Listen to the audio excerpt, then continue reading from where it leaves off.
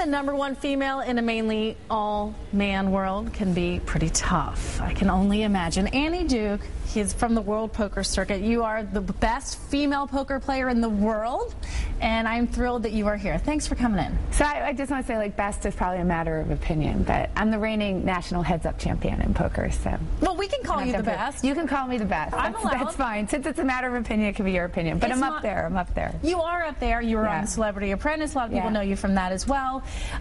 You know, you've worked with a lot of celebrities, teaching them how to play poker. That's and true. You're in town to try to teach us how to be better entrepreneurs, right? Yeah, actually, I've started recently talking to different business groups, whether it's YPO, which is Young Presidents Organizations for CEOs. Sure. There's also a group that's similar that's called EO, which is Entrepreneurs Organization. Last year I talked to the chapter in Portland, and I'm here today. Last night I talked in Columbus, and I'm here in Cincinnati today to talk to the chapter here about how strategic thinking that you learn from poker can apply to business. All right, I gotta give me like the top 2 things that playing poker can help with being an entrepreneur. Well, there's 2 things actually I'm gonna talk about tonight. One has to do with this idea of sunk costs, that people make decisions based on things that have happened in the past, thinking that that matters going forward. So there's a really simple example that I give people. If you go into a grocery line, you know how you stop and you look at all the lines and you try to figure out which one you should get in and which one's going to move faster. I always pick the wrong one. But then once you're in the wrong line, you don't move, because you own the line, right? And your time is somehow valuable. You should actually move. Get out. And there's all sorts of losses. Yeah, exactly. Cut your losses. So in poker, people tend not to do that. They tend to sort of take money that they've already put into a pot into account. People do it in life too, with investments or relationships or whatever it might be. So I talk about how that's related. All right. How did you like being on Celebrity Apprentice? Did you enjoy your time? So I have very sort of mixed feelings about it. Okay, I want to hear about this. I enjoyed it because the sole reason why I went on, I had never watched Apprentice before I went on the show, was that I found out that there was this charity aspect to it. And I founded a charity called Ante Up for Africa with Don Cheadle and a friend of ours named Norman Epstein. People know Don Cheadle from the movies, obviously. And he's worked really closely with the crisis in Darfur. In fact, just wrote a book called The Enough Moment.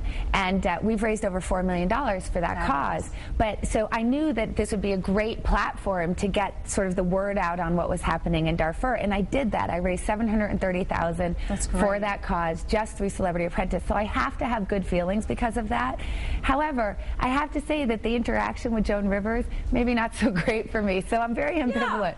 Yeah, you don't love Joan Rivers anymore, do you? She doesn't love me. I think, you know, it's not fun being called worse than Hitler when you're just trying to raise money for people who are experiencing genocide, which I thought was kind of ironic. I know I have to wrap this up because they're telling me I have to wrap this up, but I have to ask you, so it is a hard world that you live in as a woman. Yes, it is. So what would you say to other women out there right now who are in male-dominated fields or want to be? Well, I would say just keep your eye on the goal. The reason why I never minded this sort of discrimination and sometimes outright abuse that I was experiencing at the poker table from the men that I was playing with back when I started was that I realized that my goal was to win. It wasn't to be liked. It wasn't to be necessarily treated well. And that wasn't really the point. And if they were going to be that emotionally involved in me there, they were probably going to make really bad decisions toward me, which was going to give me a big advantage.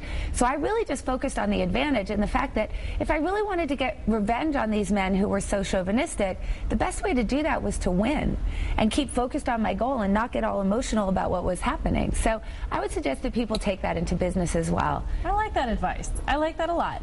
And where are you off to next after this? What's next in your life? After this, I'm actually heading to San Francisco, but then I'm going up to New Hampshire for a fundraiser to help raise money for Paul Hodes, who's running for Senate up there. So that's what I'm doing at the beginning of next week, and it's somewhere near Manchester, New Hampshire. Well, Annie Duke, it's a pleasure to have you on. So thank you so much for coming in. We hope you have a good time in Cincinnati. Thank you. I hope to.